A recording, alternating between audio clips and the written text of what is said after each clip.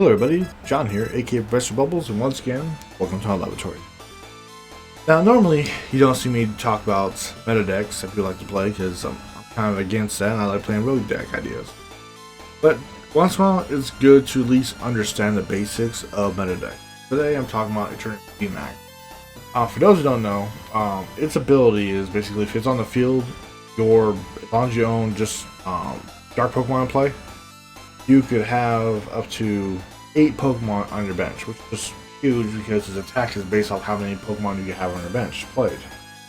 So let's go ahead and get into this deck. You would think it'd be a normal deck, but I've found this version very appealing. So one of the new Pokemon we run, besides running Crobats in this deck, is going to be the Galarian Moltres V that came out recently in Chile. Why is this card so good? For 2 reasons. One, its ability, and its attack. Attack takes 2 dark energy in 1 colors, Aurora Burn, and it does 190, and yes, it does 30 damage to itself. So people can justify, oh, it's knocking itself out. But it takes a lot of energy, and this deck takes like 2 energies per turn to really get things started.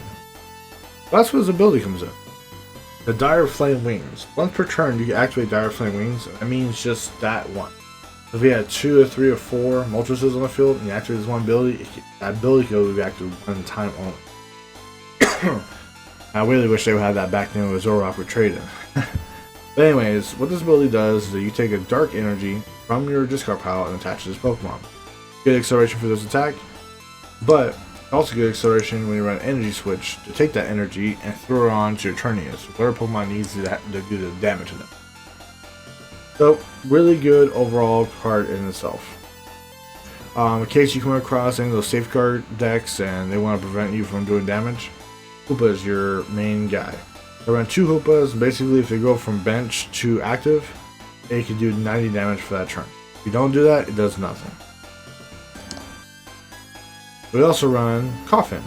And the reason why I'm mentioning Coffin so much in Weezing is because of his attack Ascension. When you choose to do this attack and say you got to go first, put the energy on it, Ascension, search your deck automatically for Weezing, and evolve it right there. And that's where the awesome part comes in. If you can start with Coffin that turn and have the energy and have the Weezings in your deck to evolve, the moment your opponent's turn starts, they're in the pickle. Why? Galarian Weezing's ability, neutralizing gas, basically says if this is an active Pokemon, all your opponent's Pokemon in play have no ability except for neutralizing gas. So they have Crobat, they have Nene, anything for acceleration, doesn't work. Doesn't matter if it's a regular Pokemon like PTCGO, can't use that ability either to put damage on the field. Everything just gets neutralized. Why is that so good? 2 reasons. 1, 130 HP, 1 Prizer. It's awesome. Good combination. And 2, because it has the 1 energy attack, it does no base damage, but it allows you to put 4 damage counters between turns while it's poisoned. If it poisons you 4 damage counters, it starts stacking up. You're forced to knock this thing out, because if you don't, you can't use any of your abilities. So, my turn started, active ability has 40 damage. You happen to be knocking me out, so you're playing against Eternatus. So right away, after your turn ends, that's already 80 damage done to yourself. And when my turn officially ends, that's 120 damage. So let's go look at the HP of Eternatus, 120. You brought it down to 220. Easy knockout at that point in time. So, that is the essential part of this deck. You run the Dangerous Drill because the fact you run too many Darks, you discard them. Energy switch to use the Moltres to get the energy acceleration on the key Pokemon you need to. Incense to help evolve for your Weezing or your Eternatus. Quick Ball basically for acceleration. Switches the explanatory. Tool Scrapper because we're coming into a format where I believe a lot of people are going to play a lot more tools than anything else. Black Market will go away, so I would increase the count to Dark City by 3 instead of 2. But Dark City does all your basic Pokemon, Dark Pokemon in play have no retreat costs, what's good about Crobat, Moltres, Hoopa, and if you have a Coffin on the field, or your Eternatus is basic. Yeah, they all get free retreat. You got your standard boss orders for target, Marine for energy acceleration, and also swamp your opponent's hand.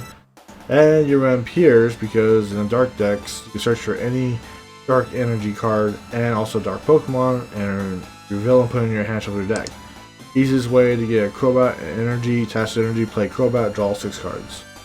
Professor's Research for the discard hand and acceleration. Balloons in case you need to retreat. And run Hidden Energy because it does the same thing as the Stadium, but it provides the free retreat cost. Other than that, this deck is very simplistic.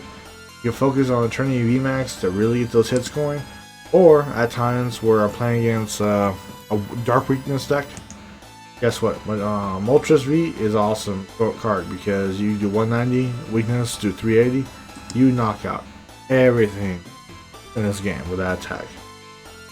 But if you play against single prize Pokemon and you got the blockers like Safeguard, you got the Hoopas again, and you got your Weezings to help out.